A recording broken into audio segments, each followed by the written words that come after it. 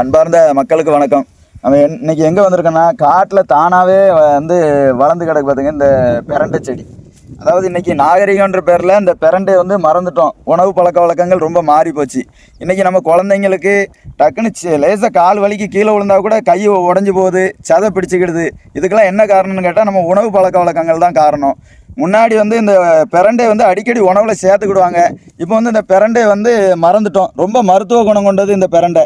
எலும்புக்கு வலு தரக்கூடியது. நீ ஜாயின் பெயின், முட்டு வலி இதெல்லாம் வாரதுக்கு காரணம் என்னன்னு கேட்டிங்கன்னா, இந்த பிரண்டை நம்ம மறந்துட்டோம். இந்த பிரண்டை இன்றைக்கி உணவில் எடுத்துக்கிட்டோம்னா உடம்பு ஆரோக்கியமாக இருக்கும். எலும்பு முக்கியமாக இந்த எலும்பு வலிமையாக இருக்கும். எலும்பு இந்த பிரண்டையை வாரத்தில் 2 நாள் 3 நாள் எடுத்துக்கிட்டிங்கன்னா நம்ம எலும்பு ஒன்று இரும்பு மாதிரி ஆயிரும். கொஞ்சம் ஸ்லிப்பாகி விழுந்தால் கூட அது தாங்குகிற அளவுக்கு ஸ்ட்ரென்த் இருக்கும். இன்றைக்கி நம்ம எலும்புகளில் ஸ்ட்ரென்த் இல்லாமல் போகிறதுக்கு காரணம் நம்ம உணவு பழக்க வழக்கங்கள்.